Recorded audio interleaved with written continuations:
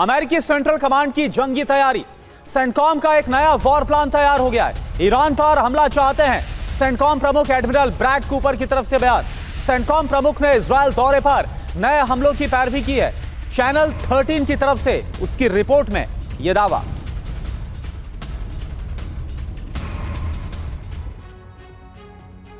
और देखिए, अंदेशा तो यही जताया जा रहा है कि ईरान पर फिर हमला तय है। अमेरिका ने भी प्लान तैयार कर लिया है। खबर क्या है? ईरान पर हमला चाहते हैं सेंटकॉम प्रमुख।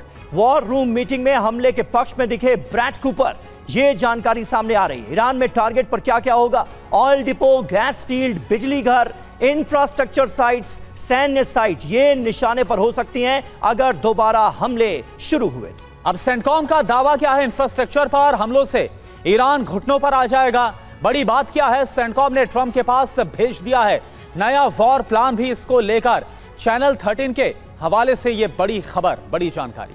और इस बीच एक और अहम खबर, अमेरिका के वित्त मंत्री स्कॉट बेसेंट की चेतावनी। अब ईरान पर होगी सख्त कार्रवाई। ईरान पर नए आर्थिक प्रतिबंध संभव हैं, ये कहा गया है बेसेंट की तरफ से। अगले हफ्ते ईरान पर होगा आर्थिक प्रहार, यानी आर्थिक तौर पर ईरान की कमर तोड़ने की कर रहा है अमेरिका कोशिश।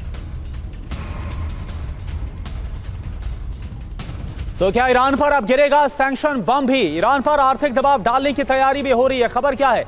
नए फैसले का ऐलान अगले हफ्ते संभव है। ईरानी बंदरगाह की नाकेबंदी जारी रहेगी। कमाई और व्यापार पर दबाव बढ़ाया जाएगा। तेल और शिपिंग सेक्टर को भी टारगेट किया जाएगा। आगे क्या होता हुआ नजर आ रहा है? ईरान की तरफ से जवाबी कार्रवाई का खतरा बढ़ गया है। होर्मुज में तनाव और ज्यादा बढ़ना तय माना जा रहा है। दुनिया में तेल की कीमतों पर दबाव बढ़ेगा और बातचीत की कोशिश को और झटका लगेगा।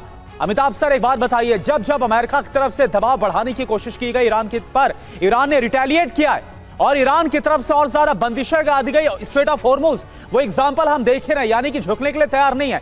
अगर अमेरिका कुछ ऐसा करता है, चाहे वो सैन्य कार्रवाई करे या फिर और सैंक्शंस लगा दे, उसका क्या असर आप देखते हैं सर? देखिए, सैंक्शंस लगाए उससे कोई फर्क नहीं पड़ता है। ऑलरेडी उनके ऊपर सैंक्शंस लगे हुए हैं। उनका इन्फ्लेशन रेट बहुत बढ़ा हुआ है। पूरी गरीबी आप वहाँ देख ही रहे हैं जो हालात हैं, इसलिए सैंक्शंस का असर तो नहीं होगा। वॉर ऑफ वर्ड्स में भी अगर देखें, ईरान अमेरिका से पीछे नहीं है। वो कॉम्पेंसेशन की अब बात कर रहे हैं। इमेजिन, कॉम्पेंसेशन वो अमेरिका से मांग रहे हैं, यानी जो जीता हुआ या जो हावी देश है उससे वो कॉम्पेंसेशन मांग रहे हैं। तीसरा, होर्मुज को ये परमानेंट अपने बैकयार्ड में एक ब्लैकमेल का तरीका बना के रखना चाहते हैं और उसमें वो काफ़ी हद तक सक्सेसफुल भी हुए हैं। और जो शायद अमेरिका ने एंटिसिपेट किया था, लेकिन उनको ये पता नहीं था कि इतना सक्सेसफुल होगा। होर्मुज ओमान के साथ मिलकर ये जो भी डिस्कशन करना चाहते हैं, उनका सीधा ऑब्जेक्टिव यही है कि इस पर वो कंट्रोल छोड़ना नहीं चाहते हैं और ये किसी भी तरह अमेरिका के हाथों या दुनिया के हाथों वो नहीं चाहते हैं कि ये पैसेज खुल जाए फिर से। उसके लिए अमेरिका अब ये जानता है कि उसके हाथ अब बंधे हुए हैं कि अगर ये खुलता नहीं है तो दुनिया में आर्थिक दिक्कतें आएंगी, तेल के दाम बढ़ेंगे और जो अब तक ब्लेम अमेरिका पे नहीं आया है, सारी दुनिया उनको ब्लेम करेगी। तो इस तरह ईरान भी मैंने कहा वर्ड्स में न डीड्स में वो उनसे पीछे दिखना चाहता है। लेकिन ये बात तो सही है कि ईरान अब ऐसे बैठेगा नहीं। एक और हमला उस पर जरूरी है, जो अब लग रहा है